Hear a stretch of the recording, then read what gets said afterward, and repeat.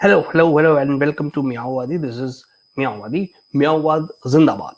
Now, it is quite late. I'm trying to get my audio right. It's jammed. But before I could do, I just want to share some my screen to show. Based on the title, you are aware what the topic is to be. But why am I raking this up at the moment is something which is concerning to several of you.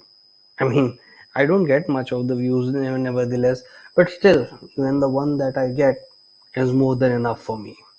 I guess I say that. So, well, on a lighter note, I just stumbled upon the tweet of this guy called Ravi Nair. Now, before you guys could, if you don't know that who Ravi Nair is, he essentially was the person who so-called busted or came up with the story of allegedly Sri Adani investing in his own company using some Mauritius-based funds. This guy can find it out. Happy for him. But look at what he did, right? Just a moment. It has to be Ravina. Okay. What do we call it now? X? So, did he X something? Oh goodness, it sounds so dirty. Nevertheless, so Sri Ravi Nairji, Mr. Ravi Nairji, uh, actually stated, oh goodness, how much public money is wasted on this nonsense?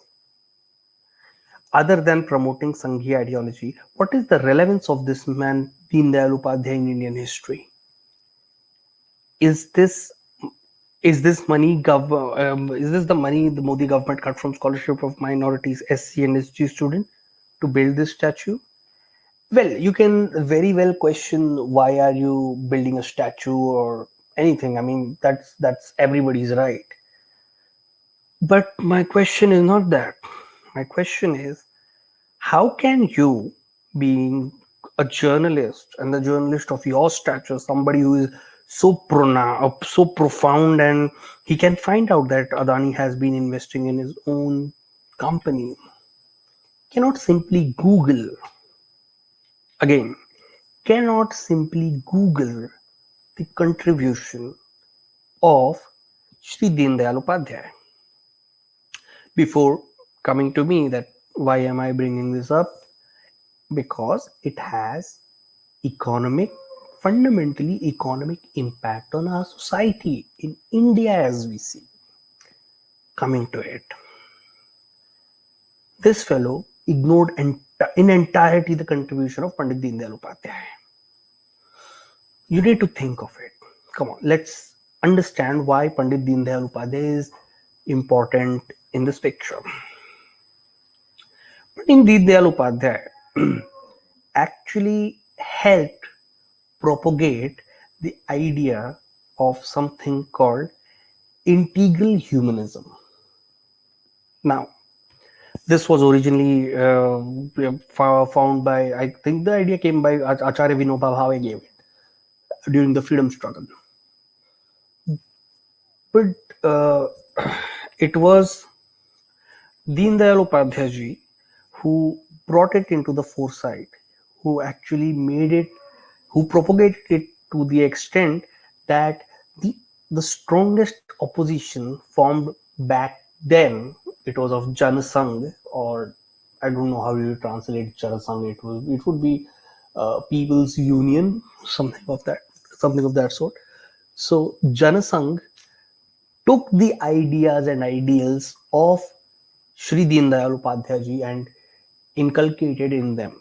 So that became the constitutional or vision or the philosophy for this entire ecosystem of Janasangh. It was the first ever strong opposition that was born. I mean, we had the opposition of the left, but for the first time ever, all the opposition parties came together and they gave a tough battle to the then established Congress government. Now, why should a finance page or a page that deals with finance and economics talk about it, or a podcast talk about it? It is for a simple reason that it has got economic bearing.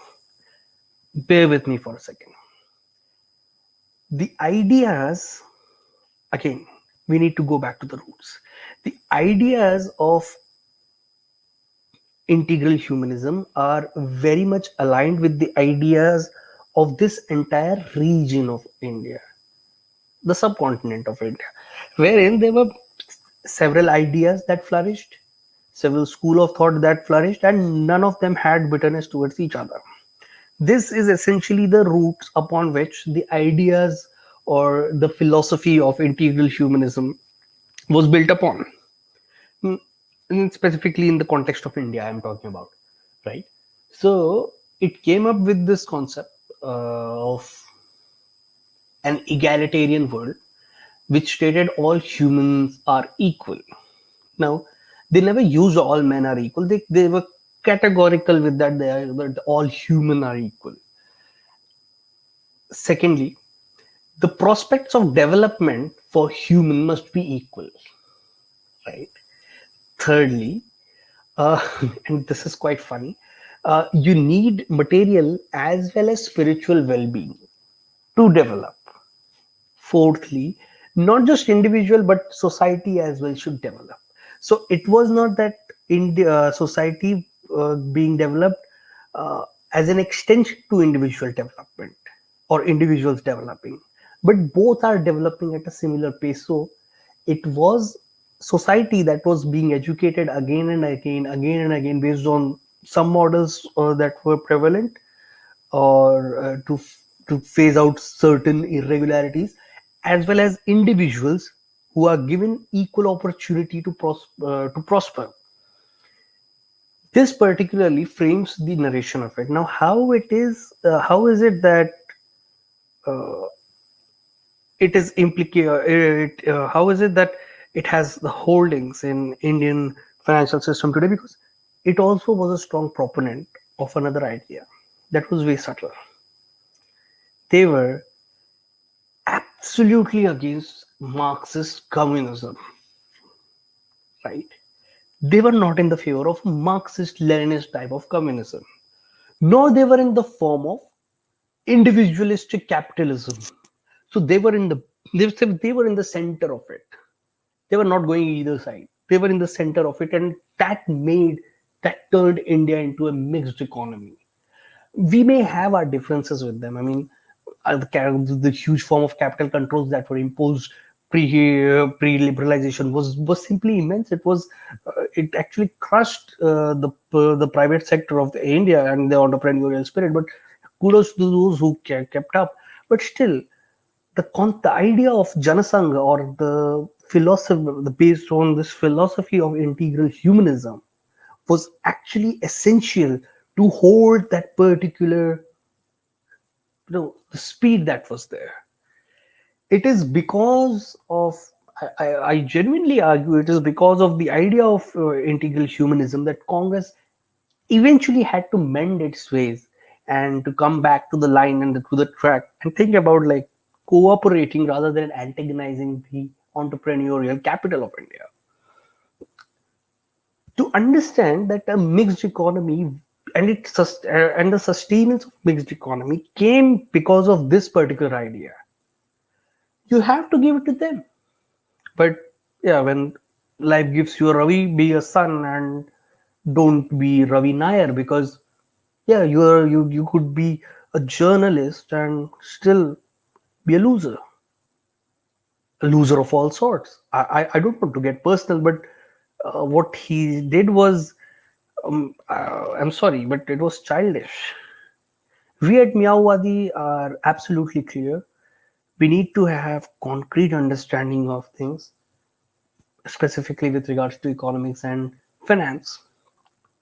And in certain area of economics and finance, don't let the narratives, you know, actually impact your decision. That's the clarity we seek. That's the only thing we want.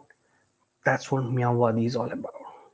To summarize, this has been a wonderful journey of the India in the integral humanism which was propagated by Pandit Upadhyay.